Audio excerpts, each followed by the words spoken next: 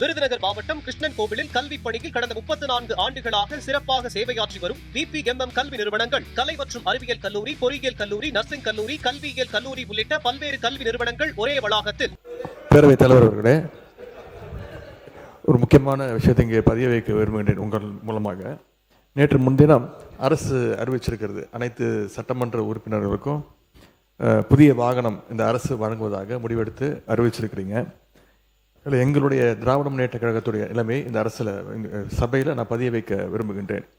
ஏற்கனவே தமிழ்நாடு அரசு கடும் நிதி நெருக்கடியில் இருப்பதாக மாண்புமிகு முதலமைச்சர் அவர்களே கூறி வருவதால், எங்களுடைய கழக தலைவர் மாண்புமிகு முன்னாள் முதலமைச்சர் திரு முத்துவேல் கருணாநிதி ஸ்டாலின் அவர்களின் அறிவுறுத்தலின் பேரில் திராவிட முன்னேற்ற கழகத்தைச் சேர்ந்த 59 சட்டமன்ற உறுப்பினர்கள் இவ்வாகனங்களை பெறுவதில்லை என்று முடிவெடுத்துள்ளோம். மேலும் அரசுக்கு ஏற்படுகின்ற தேவையற்ற செலவுகளை குறைக்கின்ற நோக்கத்தில் மாண்புமிகு சட்டமன்ற உறுப்பினர்கள் தங்களது தேர்தல் வேட்பு மனுவில் குறிப்பிட்டுள்ள பொருளாதார சூழலை கவனத்தில் கொண்டு பொருளாதாரத்தில் நலிவடைந்துள்ள உறுப்பினர்களுக்கு மட்டுமே இந்த அறிவிப்பின் கீழ் வாகனம் வழங்க வேண்டும் என்பதை இந்த அரசினுடைய கவனத்திற்கு தாங்கள் எடுத்து செல்ல வேண்டும் என்று கேட்டுக்கொள்கின்றேன். நாங்கள் கையொப்பமிட்டு இந்த கடிதத்தை உங்கள் மூலமாக அரசுக்கு கொடுத்துக்கிறோம். மாண்புமிகு பொதுப்பணித்துறை அமைச்சர் அவர்கள். பேரவைத் தலைவர் அவர்களே, எங்களுடைய அரசினுடைய முதலமைச்சருடைய நோக்கம் புதிதாக தேர்ந்தெடுக்கக்கூடிய மக்கள் மட்டுமல்ல, இதே சட்டமன்றத்தில் ஏழ்மையாக இருக்கக்கூடிய சட்டமன்ற உறுப்பினர்களும் இருக்கிறாங்க. அதில் முக்கியமாக விடுதலை சிறுத்தைகள் கட்சியுடைய சட்டமன்ற உறுப்பினர் அங்கிருந்து வரும்போது பஸ்ஸில் தான் வந்துட்டு போறாரு. என்ன பிரச்சனை? பேசாதீங்க. திமுக காலையில இருந்து என்ன பிரச்சனை தெரியலையே. நீங்க பேசுங்க. எதிர்கட்சி தலைவர் ஒரு பதில பதிவு பண்ணா நாங்க அது பதிவு பண்றோம். பண்ணுங்க. அப்ப VCKல இருந்து ரொம்ப ஏழ்மையா இருக்கக்கூடிய ஒரு உறுப்பினர் கேட்கிறாரு. அவருடைய குரல் யார் யாரெல்லாம் பஸ்ல வராங்க, யார் யாரெல்லாம் ட்ரெயின்ல வராங்க, அவருடைய குரலா இருந்துச்சு. அப்ப முதலமைச்சர் அனௌன்ஸ் பண்ணும் பொழுது பொதுவா அவையை பொறுத்த வரைக்கும் எல்லோரும் சமம்னு நினைக்கக்கூடிய ஒரு முதலமைச்சர், அதுதான் ஒரு புரோட்டோகால். அப்ப எங்க பொதுச்செயலாளர்கிட்ட கார் இருக்கு, என்கிட்ட கார் இருக்கு, இங்க இருக்கக்கூடிய எல்லாருக்கும் கார் இருக்கு. நாங்க போய் சட்டமன்ற உறுப்பினர் கார் வேணும்னு கேட்க போறது இல்லை. இது ஒரு அடிப்படையா இருக்கவங்களுக்கு புரிதல் இருக்கும். அரசியலா நினைச்சாதான் இது அரசியல். எங்க ஏழ்மையா இருக்காங்களோ அவங்க விண்ணப்பத்தை கொடுப்பாங்க. இது சட்டமன்ற உறுப்பினர்களுடைய ஒரு உரிமையா மாற்றப்பட்டு தமிழக வெற்றி கழகத்துல யார் யாருக்கெல்லாம் கார் இருக்காங்களோ நாங்க யாருமே கார் கேட்க போறது இல்லை. இதுதான் எங்களோட நிலைப்பாடும்.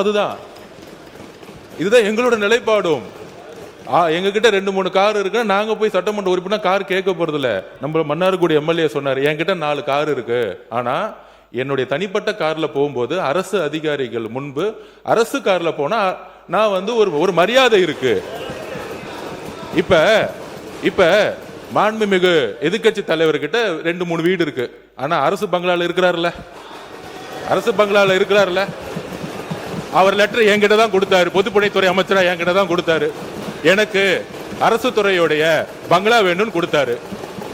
உடனே நம்ம கேட்க முடியுமா? மாண்புமிகு எதிர்கட்சி தலைவருக்கு 2-3 பங்களா இருக்கு, அதனால அரசு துறை பங்களா கொடுக்க மாட்டோம்னு சொல்ல முடியுமா?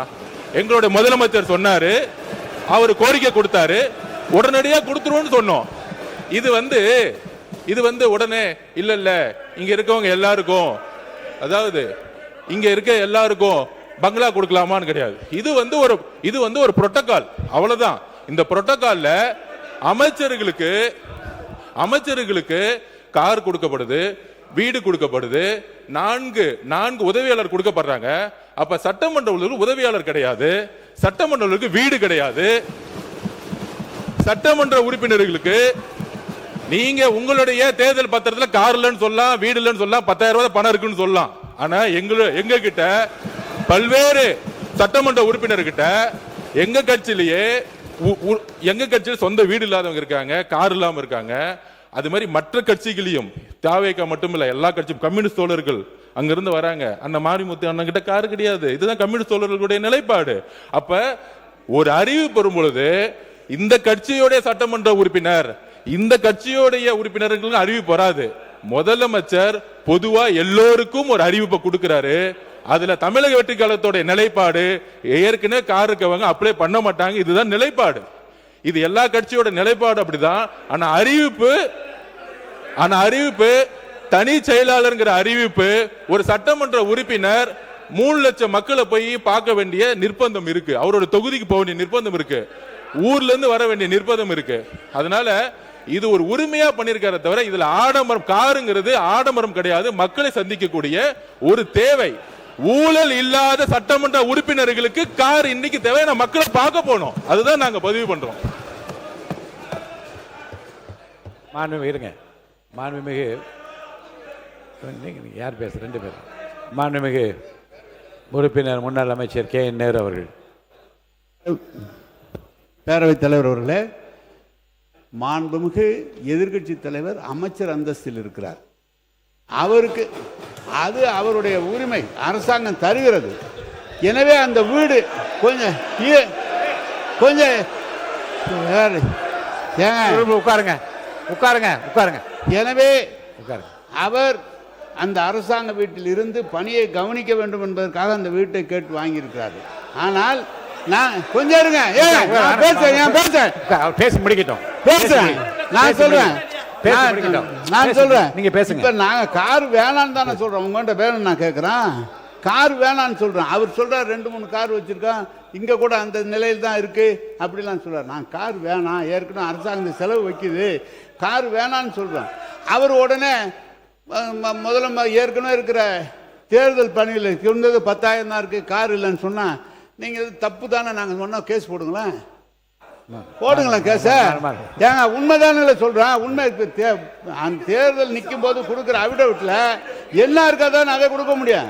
எனவே எதை எடுத்தாலும் ஒரு குதர்க்கமாக பேசினா எப்படி சரியா இருக்கேன். அவரு நீங்க வீட்டில் வந்து காரு வேணான்னு தானே சொல்றோம், உங்களுக்கு செலவு கம்மி பண்ணுன்னு தானே சொல்றோம். அதுக்காக ஒருத்தர் நீங்க வந்து 4 வீடு வச்சிருக்க 3 வீடு வச்சிருக்கேன்னா தெரியுமா, அமைச்சருக்கு தெரியுமா என்பது தெரியல. அமைச்சர் இப்ப சொந்த வீட்டில் இருக்கிறார், ஆனா அந்த அரசாங்கம் அந்த வீட்டுக்கு வாடகை கொடுக்குது. அது தெரியுமா அவருக்கு?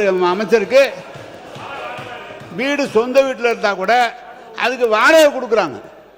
அதை ஒண்ணு வேணான்னு எழுதி கொடுங்க. மாண்புமிகு பொதுப்பணித்துறை அமைச்சர். மாண்புமிகு பேரவைத் தலைவர்களே, இதுதான் நாங்க சொல்றோம், அவர் பேசி முடிக்கட்டும். இதுதான் நாங்க சொல்றோம். எதிர்க்கட்சி தலைவர் சொல்லும் பொழுது அவர் சொல்லக்கூடிய வார்த்தைகள் அரசியல் ரீதியா மாத்துற மாதிரி வார்த்தைகள் இருக்கு. அதாவது நான் பேசி முடிச்சிடுறேன். அவரு அரசினுடைய நிதி சுமையை கருதி அப்படிங்கிற மாதிரி வார்த்தைகள்லாம் சொல்லும் பொழுது அது ஏதோ நாங்க ஏதோ அரசினுடைய நிதி சுமை எங்களுக்கு தெரியாத மாதிரியும், இதை வந்து ஏதோ ஒரு வசதி வாய்ப்புக்காக செஞ்சு கொடுக்கிற மாதிரியும், இது ஒரு ஆடம்பரம் மாதிரியும் சில வார்த்தைகள் வருது. அதுதான் நாங்க பதிவு பண்றோம். அமைச்சர்களுக்கு எந்த உரிமை இருக்கிறதோ, ஒரு அமைச்சருக்கு வந்து ஒரு காரும் 4 தனிச் செயலாளர்களும் ஒரு பங்களாவும் ஒரு உரிமை இருக்கிறோ, அதை நாங்க வந்து எதுவுமே தவறுன்னு சொல்லல. அந்த இடத்துல தான் மக்களை சந்திக்க முடியும். தனிப்பட்ட வீடோட ஒரு பங்களா கொடுக்கிறது மக்கள் ஒரு நாளைக்கு 500 பேர் 1000 பேர் வரும்போது நம்ம மக்களை சந்திக்கிறோம். அதே மாதிரி சட்டமன்ற உறுப்பினர்களுக்கும் கடமையும் பொறுப்பும் இருக்கிறது. அதுக்கு தான் நாங்க பதிவு பண்றோம். இது ஆடம்பரம் அல்ல, இது அவங்களுடைய வேதனை. அதுதான் நான் சொல்ல வரோம். அதாவது நம்மளுடைய என்ன சொல்றது, தேர்தல் இதுல வந்து 10,000 ரூபாய் இருக்குன்னு சொல்லிட்டு ரேஞ்ச் ரோவர் கார்ல போகக்கூடிய அமைச்சர்கள் இங்க கிடையாது. எங்களுடைய தேர்தல் அறிக்கையில எங்களுடைய நாமினேஷன்ல என்ன இருக்கோ, நாமினேஷன் என்ன இருக்கோ அதுதான் நாங்க வந்து பதிவு பண்றோம். நாங்க ஆக்சுவலா சில வார்த்தைகளை வந்து என்னன்னு தெரியல, இன்னைக்கு எதிர்க்கட்சி தலைவர் காலையில இருந்து வந்து ஆளுங்கட்சியை வந்து உங்களுக்கு கூடிய வார்த்தைகளாவே பேசிட்டு மானிய கோரிக்கைப்படி அந்த வார்த்தை அவைக்கும் நீக்கப்படுகிறது. உறுப்பினர் ராமச்சந்திரன் பேசுங்க. அவங்க கருத்து சொல்லுங்க. இல்ல கம்யூனிஸ்ட் கட்சி சார் அவங்க சொல்லுங்க, உங்க கருத்து சொல்லுங்க. மாண்புமிகு பேரவைத் தலைவர்களே, சொல்ல வைக்கிறேன், சொல்ல வைக்கிறேன், பேசி முடிக்கிட்டு சொல்ல. மாண்புமிகு பேரவைத் தலைவர்களே, சுருக்கமா சொல்லுங்க. சில சட்டமன்ற உறுப்பினர்கள் கார் வேண்டும் என்று முதலமைச்சர் கோரிக்கை வச்சாங்க. ஆமா, முதலமைச்சர் அறிவிச்சிருக்காங்க. ஆமா, ஆகவே இல்லாதவங்க கொடுக்க வேணும்னு சொல்ல, எங்களை பொறுத்தவரை கார் தேவையில்லை என்பது எங்களுடைய நிலைப்பாடு என்பதை தெரிவித்துக் மாண்புமிகு உறுப்பினர் கணேஷ்குமார், முனைவர் கணேஷ்குமார் அவங்க சொல்லிட்டேன். மாண்புமிகு பேரவைத் தலைவர் அவர்களே, ஒரு சட்டமன்ற உறுப்பினருக்கு மக்கள் பணி செய்வது என்பது மிக அவசியமான ஒன்றுதான். அவர்களுக்கு கார் என்பது ரொம்ப முக்கியமான விஷயம். ஏன்னா கார் வந்து அனைத்து கிராமங்களுக்கும் சென்றடைவதற்கும் இப்ப என்னுடைய தொகுதியெல்லாம் எடுத்துட்டீங்கன்னா 330 ஊராட்சிகள் கிட்ட இருக்கு. அதெல்லாம் போய் பார்க்கணும்னா பொருளாதாரத்துல பின்தங்கிய சட்டமன்ற உறுப்பினர்களுக்கு கார் என்பது ரொம்ப அவசியம் தான். இப்ப என்கிட்ட எல்லாம் கார் இருக்கு. இப்ப எனக்கெல்லாம் கேட்டீங்கன்னா கார் தேவையில்லை. அப்ப எங்களுடைய விருப்பத்தையும் கேட்டு இப்ப எங்க கட்சியிலேயே 2 பேருக்கு வந்து உண்மையிலேயே பொருளாதாரத்துல பின்தங்கியவர்கள் இருக்கிறாங்க. மற்ற கட்சி உறுப்பினர்கள் நான் கேட்பேன். நான் போன வாட்டி அங்க கேட்ட போது கூட 2ஆம் முறை சட்டமன்ற உறுப்பினராக இருப்பவர்கள் கூட பொருளாதாரத்துல பின்தங்கியவர்கள் இருக்கிறாங்க. அப்ப பொருளாதாரத்துல பின்தங்கி இருப்பவர்களுக்கு யாருக்கு உண்மையிலேயே கார் தேவையோ அவர்களுக்கு வழங்கலாம் என்பதுதான் எங்களுடைய கருத்து. அந்த நிலைப்பாடு அதை நீங்க சொல்லுங்க. மாண்பு எதிர்க்கட்சி தலைவர் அவர்கள்.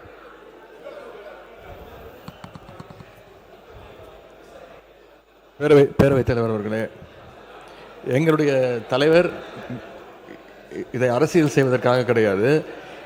இந்த அரசு பொறுப்பேற்ற முதல் நாள்லேருந்து சொல்வது கஜானாவை தொடச்சி வச்சுட்டு போயிட்டாங்க, கஜானாவில் பணம் இல்லை என்பதுதான் தொடர்ந்து இவங்க வச்சிருக்கக்கூடிய குற்றச்சாட்டு. அது மட்டும் இல்லை, இவங்களோட தேர்தல் பிரச்சாரத்தில் இப்போ இருக்கக்கூடிய அமைச்சர்கள், சட்டமன்ற உறுப்பினர்கள், அவங்க இயக்கத்தை சேர்ந்தவங்க நிறைய பேர் சொல்லியிருக்கிறாங்க, தொடர்ந்து இலவசமாக கொடுக்குறீங்க, எல்லாத்தையும் இலவசமாக கொடுக்குறீங்கன்னு இவங்க குற்றம் சாட்டிட்டு இன்னைக்கு காரை இலவசமாக நீங்கள் கொடுக்குறீங்க. அது உங்கள் முதலமைச்சருடைய உரிமை. நாங்கள் எங்களுக்கு கார் தேவையில்லை, எங்களுடைய திராவிட முன்னேற்ற கழக உறுப்பினருக்கு கார் தேவையில்லை. யார் யாருக்கு கார் வேணுமோ நீங்கள் வாங்கிக்கோங்க. எங்களுடைய வேண்டுகோள் என்னன்னா, வேட்புமனு தாக்கல்ல நீங்கள் அஃபிடவிட்டில் ஃபைல் பண்ணியிருப்பீங்க, யார் யாருக்கு கார் இல்லை, எவ்வளோ சொத்து இருக்குது அப்படின்னு சொல்லியிருப்பீங்க. அதுக்கு தகுந்த மாதிரி அவங்களுடைய வசதி வாய்ப்புக்கு ஏற்ற மாதிரி கார் வாங்கி கொடுங்க என்பதுதான் எங்களுடைய சஜஷன். மாண்பு சிறுபான்மைத்துறை அமைச்சர் விடுங்க, அவங்களுக்கு கொஞ்சம் விடுங்க, கொஞ்சம் சிறுபான்மையும் கொஞ்சம் விடுங்க. மாண்பு சிறுபான்மைத்துறை அமைச்சர்.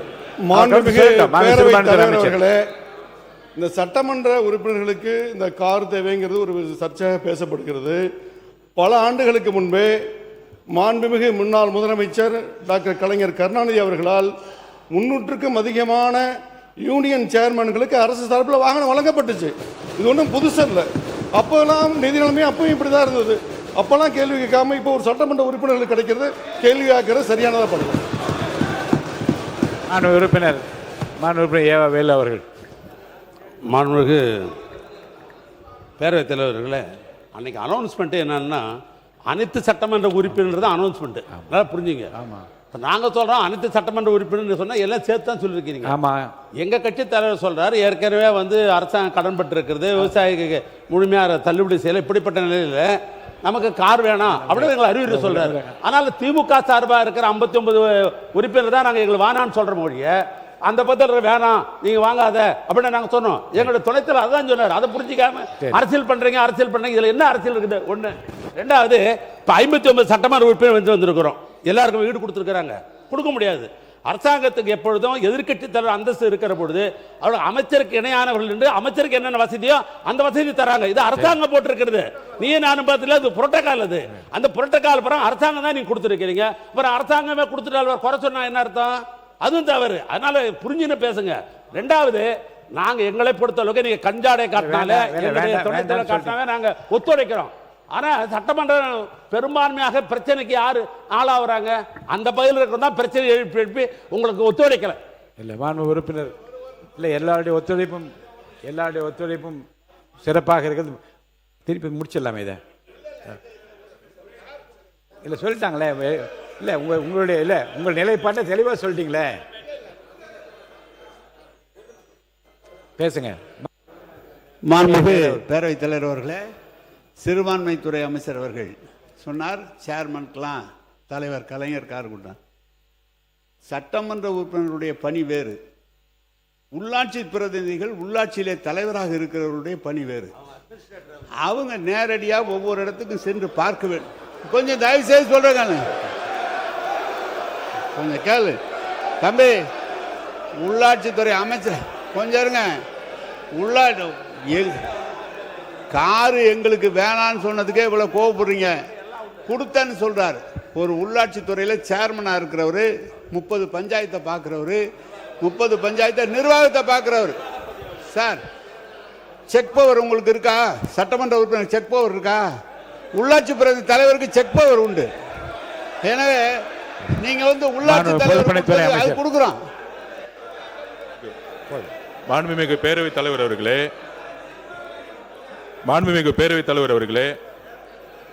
அண்ணா ஒரு நிமிஷம் அண்ணா ஒரு நிமிஷம் அண்ணா ஒரு நிமிஷம் மாண்புமிகு பேரவைத் தலைவர்களே, மாண்புமிகு மூத்த உறுப்பினர் கேட்டாரு சட்டமன்ற உறுப்பினர் செக் பவர் இருக்கான்னு அப்படின்னு. செக் பவர் இல்லை, ஒத்துக்கிறோம்.